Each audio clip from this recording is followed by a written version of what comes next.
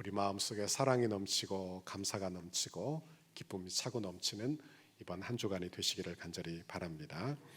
우리가 봉독한 이 말씀을 가지고 성도의 삶의 원리의 제목으로 말씀의 은혜를 같이 나누겠습니다. 따라합시다. 성도의 삶의 원리. 성도의 삶의 원리. 오늘 이 말씀은 베드로 사도가 교회, 소아시아에 흩어진 교회에 쓴 편지입니다. 그런데 이 편지를 쓰면서 베드로 사도는 성도가 누군가 이걸 가르쳐주고, 그리고 성도가 고난을 당하고 어려움을 당하는데 이 어려움을 어떻게 이겨낼 것인가에 대한 이야기를 우리에게 해주고 있습니다. 또한 베드로 사도는 성도를 이렇게 불러요. 베드로전서 1장 1절에 보면 흩어진 나그네라고 부르고 있습니다. 그러니까 성도는 누군지를 알아야 돼요. 성도는 흩어진 나그네입니다. 다시 말하면 우리가 이렇게 다 모여 예배하죠. 그런데 우리가 신앙생활 할 곳은 흩어진 내 장소에 가서, 흩어진 내 가정에, 그리고 직장의 사업에 흩어져서 사회에서 신앙생활을 하는 사람들이 바로 성도다, 이렇게 가르쳐주고 있어요. 또한 성도는 흩어져서 신앙생활하는 사람일 뿐 아니라 그들은 나그네라, 이렇게 가르쳐줍니다. 나그네라는 말은 고향이 있다는 말이죠. 고향이 있다는 말이에요. 그러니까 나는 이 땅에 살고 있지만, 이 땅의 시민, 대한민국 국민으로 살고 있지만 우리는 영원한 하나님의 나라 천국 시민인 줄 믿습니다. 그러니 이 세상의 원리로만 사는 게 아니에요. 나는 이 세상의 가치로만 사는 게 아니에요. 하나님을 기쁘시게 하는 천국의 원리, 천국의 가치로 여러분 신앙생활 감당하시기를 간절히 바랍니다. 저와 여러분이 이 자리에서 말씀의 은혜를 받거나 어떤 감동을 받았다면 그 감동을 받는 것으로만 끝나서는 안 된다는 이야기예요. 그 말씀을 붙들어, 그 은혜를 붙들어 흩어져서 나그네로 천국의 삶을 사는데 내가 산 그곳에서 신앙생활을 잘 감당하며 신앙생활을 감당하는 여러분 되시기를 간절히 바랍니다. 흩어진 곳에서는요, 고난이 많아요. 어려움도 있고 괴로움도 있습니다. 그런데 사도 베드로는 그곳에서 신앙생활을 하라, 고난의 자리이지만 신앙생활하라는 거예요. 우리가 전장에서 까다로운 주인을 만난 종의 이야기를 했어요. 그리고 불신 남편을 섬기고 있는 아내 이야기를 했습니다. 그런데 이런 자리라도, 까다로운 주인을 만난 그 종의 자리라도, 불신 남편을 만나 박해를 받는 그 자리라도, 그 아내의 자리라도 그곳에서 신앙생활을 잘 감당하라, 이것이 바로 베드로 사도의 부탁이 되는 것입니다. 사람은 어려움을 만나면 연약한 마음이 상처를 받죠. 상처받은 마음으로 말도 하고 상처받은 마음으로 행동도 합니다. 오늘 본문에 까다로운 상사, 까다로운 종의 주인의 이야기를 전장에서 했어요. 까다로운 상사를 여러분이 만나 그저 이유 없이 나를 괴롭힌다고 한번 생각해 보세요. 한두 번 괴롭히는 게 아니라 계속 나를 괴롭혀요. 그러면 그것이 일상이 되면 얼마나 괴로워요. 얼마나 괴로워요. 마음이 지옥이 될 거예요. 참기가 어려울 거예요. 그런데 그곳에서 신앙생활 하라는 거예요. 믿지 않는 남편을 만나 교회 간다고 그저 모진 말을 하고 괴롭힙니다. 그런데 그곳에서 내가 사랑이 온데간데 없고 그저 섭섭한 마음뿐이지만, 괴로운 마음뿐이지만 그곳에서 신앙생활 잘 감당하라는 것입니다. 고난이 달리 고난이 아니에요. 고난은 왜 고난이냐? 내가 어려움 당하고 상처받은 그 심정에서, 상처받은 감정에서 찌꺼기들이 자꾸 붙어 나오는 거예요. 괴로움, 미움, 상처, 어려움, 이런 찌꺼기들이 내게 고난을 줘. 그러니까 그게 고난이에요. 그게 고난. 그런데 그 고난의 자리를 피하라는 것이 아니라 그 고난의 자리에서 성도가 신앙생활을 잘하라 하는 말이에요. 신앙생활을 잘하라. 여러분, 우리는 예수님을 나의 왕으로 섬기는 줄 믿습니다. 여러분, 우리 예수님이 만왕의 왕이시오, 우리 예수님이 만유의 주시오, 우리의 예배의 대상인 줄 믿습니다. 내 고난의 자리에서 이걸 고백하는 거예요. 우리 주님이 나의 하나님이시라고. 악을 악으로, 욕을 욕으로 갚는 것은 내 본성에서 나오는 거예요. 내 본성, 자연스러운 거예요. 그러니까 누가 나를 콕 찌르면 아 이렇게 말하는 건 자연스러운 일이에요. 왜? 아프니까 아 하는 것이죠. 그런데 예수 믿는 사람들은 내 안에 있는 믿음이 나와야 된다는 거예요. 내 안에 있는 믿음이.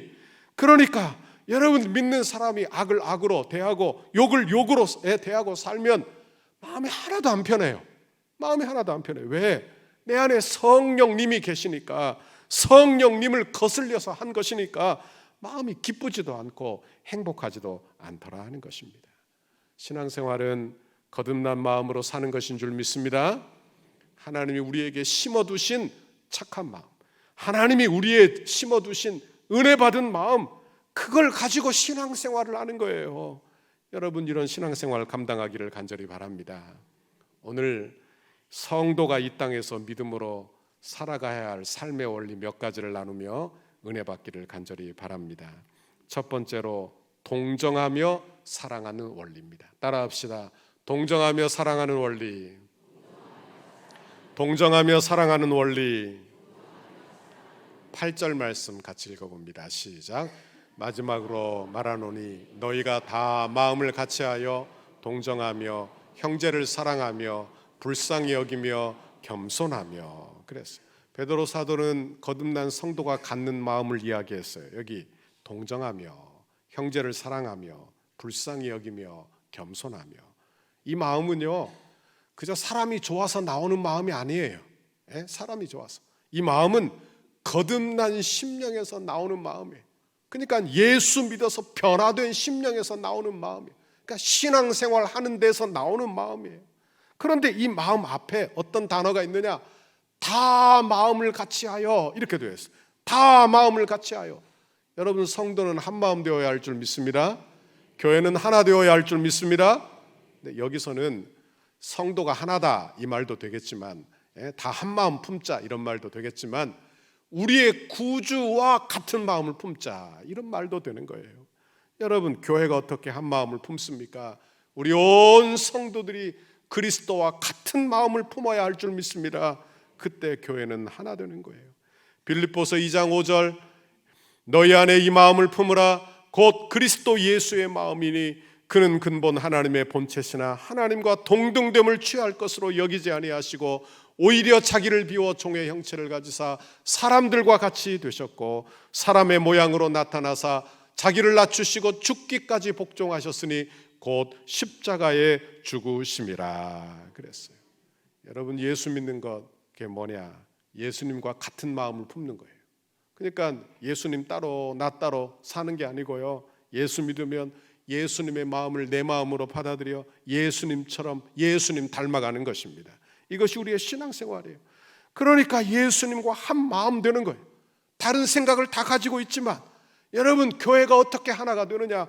예수님과 한 마음 된 사람들이 함께 모여 주님 예배하기 때문에 교회는 하나 되는 줄 믿습니다. 교회는 하나 되는 거예요. 그런데 예수님의 마음은 겸손한 마음이에요. 자기 권리를 주장하지 않고 내려놔서 하나님과 본체가 하나님과 한 본체였어요. 그런데 자기를 낮추시고 죽기까지 복종하신 하나님의 겸손함, 그게 바로 예수님의 마음이에요. 그런데 이런 겸손한 마음에서 오늘 8절에 보니까 동정, 형제 사랑, 불쌍히 여기는 마음이 흘러나오는 거예요. 여러분 여기 이 말이 바로 믿음에서 나오는 행동이라는 것을 기억하고 보시기를 바랍니다. 사람이 좋아서 동정하고 사람이 좋아서 긍휼히 여기고 사람이 좋아서 온유하 이게 아니에요. 여러분 예수 믿어 복음이 내 안에 들어오니까 다른 마음이 생겨나는 거예요. 그 전에 없던 마음이 생겨나기 시작하는 거예요. 동정 이건 개역 한글에 보면 옛날 성경에 보면 체휼이라고 되어 있어요. 체휼. 그러니까 동정이라는 말은 어떤 뜻인가 하면 다른 사람과 실제로 함께 느낀다는 것을 의미해요. 그러니까 다시 말하면 고생하는 사람과 함께 고생한다. 그러니까 그 사람을 이해한다. 슬픔 당하는 사람들과 함께 이해한다. 함께 그 사람과 함께 슬퍼한다. 이런 의미를 가지고 있는 것입니다. 히브리서 4장 15절 예수님도 이렇게 말씀해 예수님의 마음이 이 마음인데 같이 읽습니다. 시작. 우리에게 있는 대제사장은 우리의 연약함을 동정하지 못하실 리가 아니요 모든 일에 우리와 같이 시험을 받으신 이로되 죄는 없으시니라.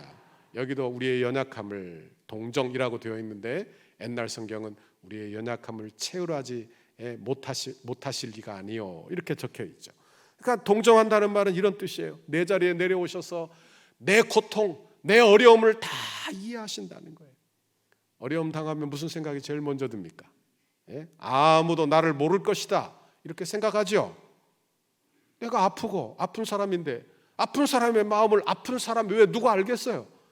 내가 가정에서 어려움 당하여 마음이 너무너무 아파. 그런데 그 사람을, 그 마음을 누가 알아주겠어요? 아무도 모르는 거예요. 형제도 자매도 배우자도 자식도 모르는 게 내 마음 아니에요. 그런데 성경은 뭐라고 이야기하느냐? 우리 예수님은 나와 같이 고통을 당하셔서 내 마음을 이해하시고 내 마음을 아신다는 거예요. 이게 동정 채울이에요. 여러분 믿는 자들, 저와 여러분에게 이런 동정하는 마음이 넘치시기를 간절히 바랍니다. 그러니까 서로를 이해하는 마음이 있어야 돼요. 그때 교회가 하나가 되고 복이 되는 줄 믿습니다. 형제 사랑하며, 형제 사랑은 바로 동정에서 나와요. 그러니까 서로를 이해하는 마음에서부터 형제의 동정의 형제애가 나온다는 거예요. 불쌍히 여기며 겸손하며, 그러니까 동정하는 마음이 불쌍히 여겨. 안 됐다. 참 불쌍하다. 그래서 내가 그 사람을 이해하려는 마음들이 생겨나는 거예요. 복을 받기 위해서는 어떻게 해야 되느냐? 여러분 복 받기를 원합니까? 그럼 복 받을 마음을 가지셔야 돼요. 여러분 복 받기 원합니까? 복 받을 마음을 가지시라. 복 받을 마음. 신앙생활은요, 껍데기를 바꾸는 게 아니에요. 겉 형식을 바꾸는 게 아니에요. 신앙생활은요, 내 속마음이 바뀌어야 할 줄 믿습니다. 예수 믿으면 그 껍질이 바뀐다고 생각하면요, 예수 믿어 출세하고, 예수 믿어 복받아 부자 되고, 예수 믿어 건강하고, 예수 믿어 내 자녀 잘 되고, 이것만 추구해. 그러나 예수 믿는 것은 겉이 바뀌는 게 아니라 예수 믿어 내 속마음이 바뀌는 것인 줄 믿습니다.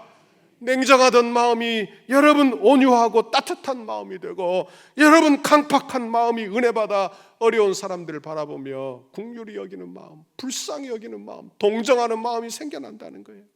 여러분 예수 믿으면 이 마음을 여러분에게 주시는 줄 믿습니다. 우리 교회 오시면, 우리 교회 새 가족들 오시면 제가 기도를 해주면 어떤 분은 막 우세요. 그리고 예배 드리다가 차렷 때도 많이 우시는 분들이 있습니다. 울으면 저한테 와서 그래요. 목사님, 제가 눈물이 많아졌어요. 제가 마음이 약해졌나 봐요. 또는 어떤 분은 심지어 이렇게 이야기해요. 제가 갱년기라 눈물이 많아요. 그래. 마음이 울적해가지고 눈물을 흘리신다는 거예요. 근데 저는 그렇게 보지 않아요.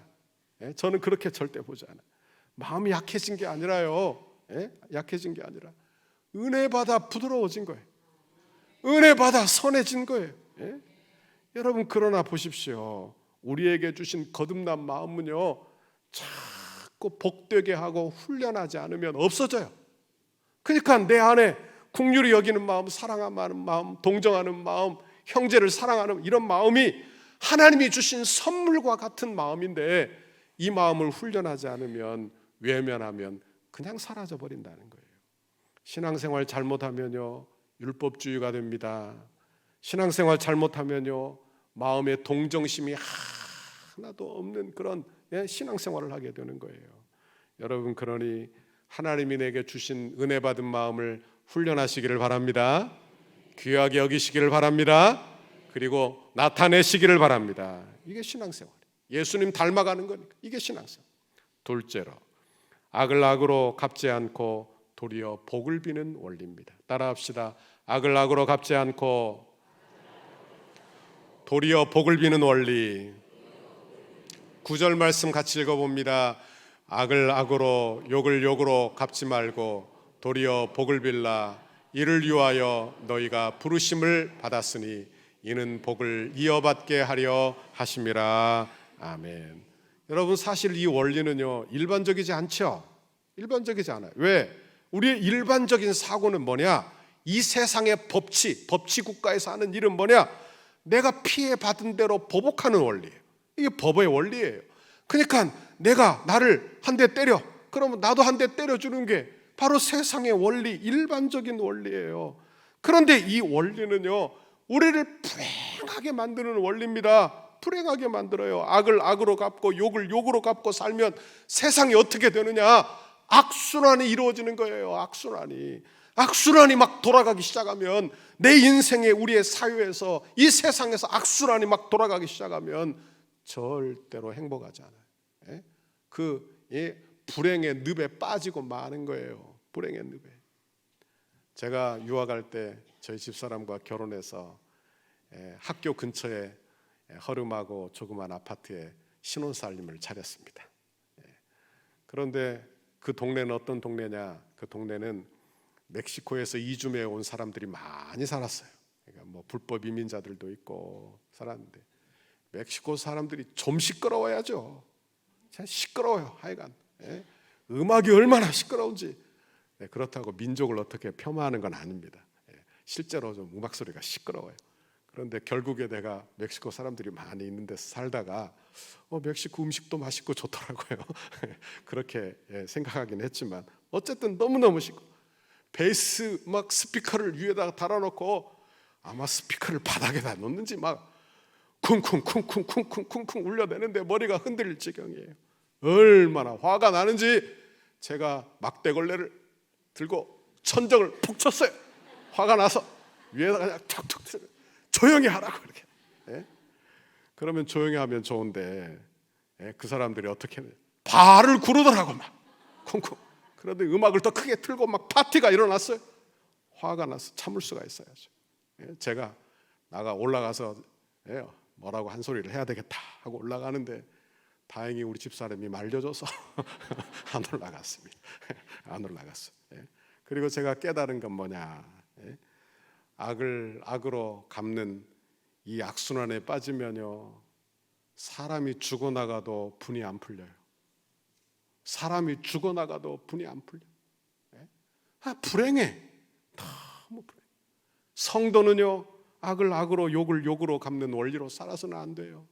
도리어 복을 비는 원리로 사시기를 간절히 바랍니다. 우리는 하나님을 아버지 이렇게 부르잖아요. 하나님을 아버지. 그러니까 마음의 여유를 좀 가지셔요. 하나님 아버지 하고 밑에 건 좀 잊어버리세요. 하나님 아버지 하고 내가 상처받은 것도 좀 잊어버리고, 마음의 여유를 가지지 않으면요, 그저 악한 마음으로 보복하려는 그 분한 마음밖에 없는 거예요. 그럼 행복하지 않은 거예요. 보십시오. 악을 악으로 갚아요. 그러면 내가 얼만큼 악해져야 악을 악으로 갚습니까? 그러니까 악을 악으로 갚으려면 더 악한 자가 되어야만 악을 악으로 갚는 거예요. 욕을 욕으로 갚아. 그럼 내가 받은 욕보다 더 잔인하고 센 욕을 해야 되지 않겠어요? 그럼 내가 어떻게 되겠어요? 내 신앙생활이 어떻게 되겠냐고. 내 신앙생활이. 여러분, 성도는요, 믿음으로 살아야 행복합니다. 은혜 받고 살아야 행복합니다. 여러분, 그런데 악을 악으로 욕을 욕으로, 내가 욕 먹었다고 욕을 바가지로 막 하고 살면 행복할 리가 전혀 없다 이 말이에요.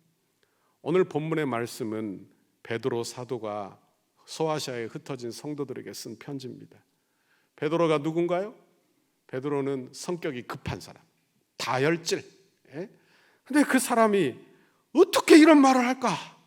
자기의 삶과 자기의 체질과는 다른 이야기를 하는 거예요. 그러니까 거듭난 심령이 된 거예요. 요한복음 18장에 보면 예수님이 잡히시던 날 밤에 겟세마네 동산에서 예수님 기도하실 때 대제사장의 군사들이 예수님을 잡으러 와요. 그때 베드로가 칼을 빼가지고 대제사장의 종 말고의 귀를 잘라버려요. 얼마나 세게 쳐야 귀가 잘라질까요? 귀를 잘라버렸어요. 그러니까 베드로가 어떤 심정을 가지고 있는, 성품을 가지고 있는 사람인지 알게 되겠죠. 그런데 이런 베드로도 은혜 받아 완전히 다른 사람 되는 거예요. 악을 악으로 갚지 말아라. 욕을 욕으로 갚지 말라. 도리어 복을 빌라는 거예요. 이 사람이, 베드로와 같은 사람. 베드로가 하나님의 성령을 경험하고 성령 충만하여 자기 죄를 깨달아. 자기는 예수님을 3번이나 부인하지 않았습니까? 그런데 예수님이 자기를 찾아와서 악을 악으로 갚지 않으셨어요. 욕을 욕으로 갚지 않으셨어요. 자기가 저주한 말로 자기에게 되갚지 않으셨어요. 오히려 그를 사랑하시고 네가 나를 사랑하느냐 내 양을 먹이라, 네가 나를 사랑하느냐 내 양을 먹이라, 그렇게 붙들어 세워주신 줄 믿습니다. 그리고는 은혜 경험하고 주님 감사합니다 하고 변화되어 성도들에게 너희도 악을 악으로 욕을 욕으로 갚지 말라는 거예요. 도리어 복을 빌라는 거예요. 여러분, 이것이 우리가 살 원리인 줄 믿습니다. 우리가 살아가는 원리. 로마서 12장 19절 내 사랑하는 자들아 너희가 친히 원수를 갚지 말고 하나님의 진노하심에 맡기라. 기록되었으되 원수를 갚는 것이 내게 있으니 내가 갚으리라고 주께서 말씀하시니라. 아멘. 원수를 갚으려고 칼을 뺐어요 이렇게. 그러면 칼을 내가 쥐고 있으니까 그 칼을 쥔 내가 상처를 받는 거예요. 다른 사람을 상해하기 전에 내가 먼저 상해를 받는다 그런 말이에요. 여러분, 그러니 악을 악으로 욕을 욕으로 갚지 말라는 거예요. 차라리 욕을 먹는 게 낫지 않겠느냐? 차라리 내가 여러분 악을 그냥 받고 사는 게 낫지 않겠느냐? 왜? 내게 중요한 것은 되갚는 게 아니라 내게 중요한 것은 믿음이니까. 아멘? 내게 주신 믿음, 정금과 같은 믿음을 가지고 사는 편이 내가 신앙생활하는 게 아주 복되단 말이에요. 그러니까 도리어 복을 빌라는 거예요. 도리어 복을 빌라는 건 여러분을 위한 이야기예요. 다른 사람을 위한 게 아니에요. 그런데 이 말 다음에 이런 말씀이 나옵니다. 이를 위하여 너희가 부르심을 받았다. 이를 위하여 너희가 부르심을 받았다. 부르심이란 건 콜링, 그죠? 사명, 소명을 말하는 게 부르심이에요. 그러니까 성도를 불렀어요. 성도를 부르셨는데 거기에 콜링, 그 부르심에는 어떤 목적이 있느냐? 나를 가정의 제사장으로, 나를 이 사회의 제사장으로, 나를 내 관계의 어떤 제사장의 직분을 감당하는 사람으로 하나님이 세웠다는 거예요. 제사장은요, 복을 전달하는 사람입니다. 아멘. 그러니까 나는 누구를 저주할 사람이 아니고 나는 복을 빌 사람이에요. 아멘. 복을 비는 사람, 복의 통로. 이게 나예요. 이게 나. 여러분, 복을 빌시기를 간절히 바랍니다. 누가복음 10장에 보면 예수님이 70인 전도대를 파송합니다. 그리고는 그 70인에게 이렇게 말씀을 해요. 누가복음 10장 5절 6절 같이 읽습니다. 시작. 어느 집에 들어가든지 먼저 말하되 이 집이 평안할지어다 하라. 만일 평안을 받을 사람이 거기 있으면 너희의 평안이 그에게 머물 것이요 그렇지 않으면 너희에게 돌아오리라. 여기 평안은요, 복을 이야기하는 거예요. 복. 그러니까 그 사람, 그 가정에 평안을 빌어요. 복을 빌어요. 그럼 그 가정 안에 복 받을 사람이 없어. 그럼 누구에게 돌아온다고요? 나에게. 이게 누가 하신 말씀이에요? 예수님이. 예? 그러니까 여러분은 어떤 사람이 되어야 하느냐? 제사장적 사명으로 복을 빌고 축복하며 사시기를 간절히 바랍니다. 축복하고 사. 그러면 합당하지 않으면 누구를 축복하는 결과가 돼? 대답은 아주 잘하셔. 나를 축복하는 결과가 된단 말이에요. 나를 축복하는 결과가 된다. 9절 말씀을 다시 한번 읽어봅시다. 시작. 악을 악으로 욕을 욕으로 갚지 말고 도리어 복을 빌라. 이를 위하여 너희가 부르심을 받았으니 이는 복을 이어받게 하려 하심이라. 여기 보니까요, 복을 비는 사람 사는 삶은요, 어리석은 삶이 아니라고 이야기합니다. 손해가 되는 삶이 아니라고 말을 해요. 헛된 낭비가 아니에요. 왜? 이는 복을 이어받게 하려 하심이라. 이는 복을 이어받게 하심이라. 이 복은 하늘의 신령한 복을 이야기하는 거예요. 천국의 기업을 이야기하는 거예요. 여러분 원하기는 저와 여러분이 이 복을 이어받도록 복을 비는 제사장의 사명을 감당하며 그 사명에 반응하며 사시기를 간절히 바랍니다. 셋째로, 악한 말을 그치고 선을 행하고 화평을 구하는 원리입니다. 11절 12절을 같이 읽습니다. 시작. 그러므로 생명을 사랑하고 좋은 날 보기를 원하는 자는 혀를 금하여 악한 말을 그치며 그 입술로 거짓을 말하지 말고 악에서 떠나 선을 행하고 화평을 구하며 그것을 따르라. 아멘.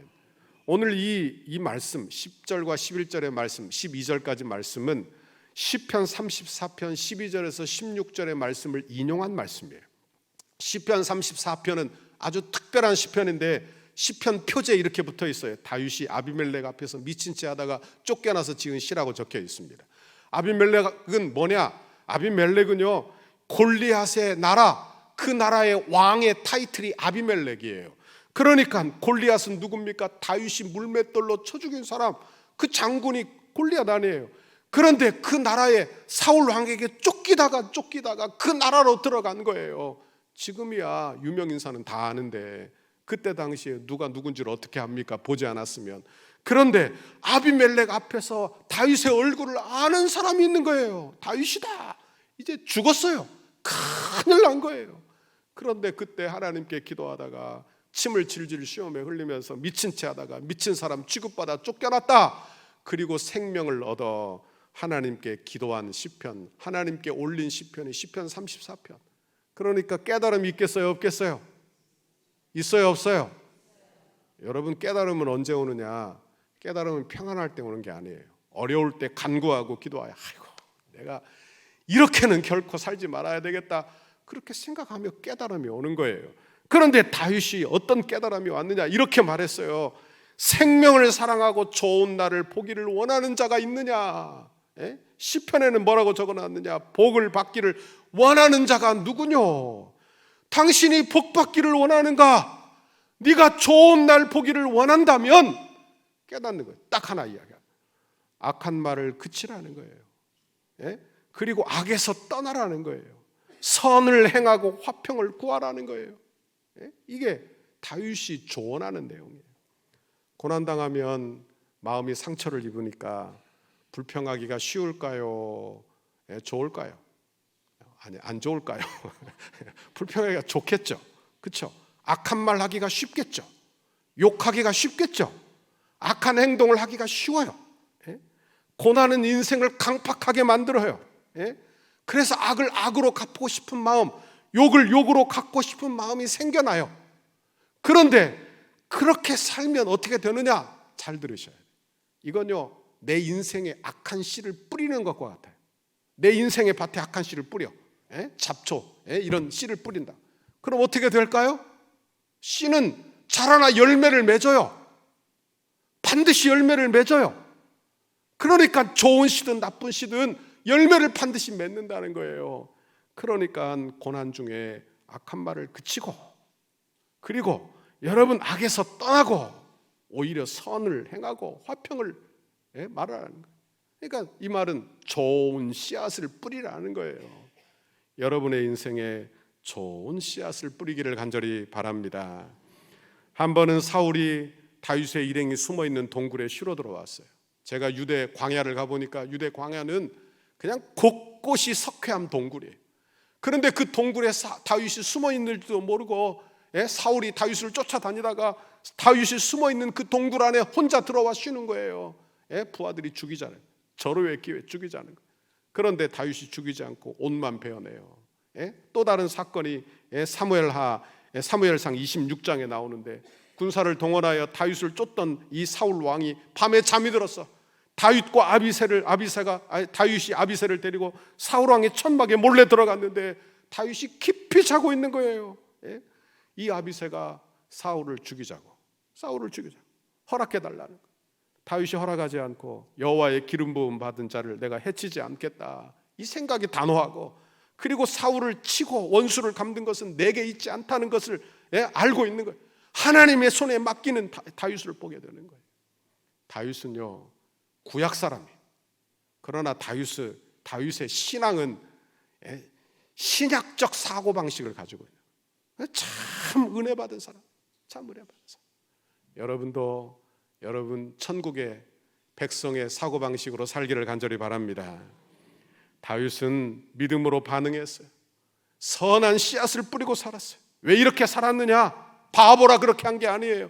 12절에 그 이유가 나와요. 같이 읽어봅니다. 시작. 주의 눈은 의인을 향하시고 그의 귀는 의인의 간구에 기울이시되 주의 얼굴은 악행하는 자들을 대하시느니라. 다윗의 믿음이에요. 그러니까 하나님이 내 간구를 들으신다. 하나님이 악행을 행하는 자를 대적하신다. 이게 그의 믿음이에요. 그러니까 그 믿음으로 선한 씨앗을 뿌린 것이죠. 여러분, 우리는 하나님의 자녀입니다. 아멘. 우리는 축복의 통로입니다. 여러분이 흩어져 파송된 그곳은 내 선교지입니다. 나는 그곳에서 제사장입니다. 제사장은 어떤 사람이냐? 제사장은 축복을 비는 사람이에요. 축복을 비는 사람. 그러니 결코 악을 악으로, 욕을 욕으로 갚는 사람이 아니라 여러분 도리어 복을 비는 사람이 되는 거예요. 여러분, 이것은 은혜로만 되는 줄 믿습니다. 제가 운전을 좋아하진 않아요. 그래서 운전하면서 잘 좁니다, 제가. 그래서 저희 집사람이 늘 운전을 해요.